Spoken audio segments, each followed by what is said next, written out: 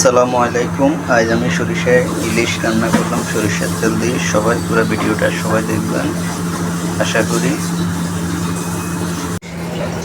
Hello guys, আজকে সরিষার তেল দিয়ে সরিষা বাটা দিয়ে ইলিশ মাছ রান্না করবো। আমি সরিষার তেলটা দিয়ে দিলাম, পেঁয়াজ কুচি দিয়ে দিলাম, বিসমিল্লাহ।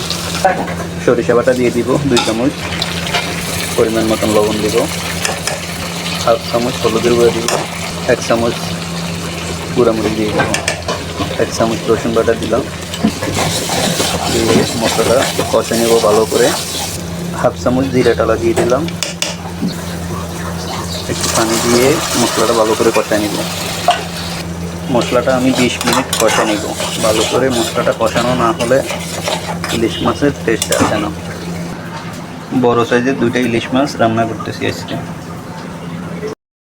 25 মিনিট কষানোর পরে আমি এখন ইলিশ মাছটা দিয়ে দিব। মশলাটা ভালো করে কষে নিলাম, এখন মাছটা দিয়ে দিব। বিসমিল্লাহ।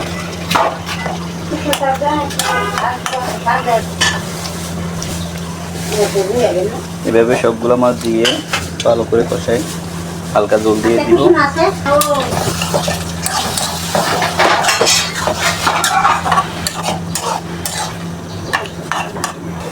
এভাবে ঢাকনার রেখে আমি মাছটা ছেড়ে দিতেছি। মাছটা হয়ে গেছে, আমি মাথা রাখছি, চাইলে আপনারা জল জল করে রাখতে পারেন। আমি এখন কাঁচামরিচ ধনিয়া পাতা দেওয়ার আগে দিয়ে একটু কালা জিরা দিয়ে দিলাম, দিয়ে এখন কাঁচামরিচ ধনিয়া পাতা দিয়ে দিলাম। কাঁচামরিচগুলো মাঝখান দিয়ে পালি দিয়ে নিয়েছি।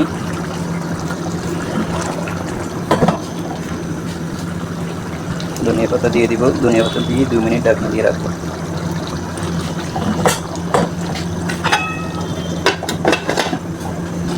মাশাআল্লাহ, হয়ে গেল আমার সরিষা ইলিশটা, অনেক সুন্দর হয়েছে। সবাই চাইলে এইভাবে রান্না করতে পারেন। পুরো ভিডিওটা আমি দিব।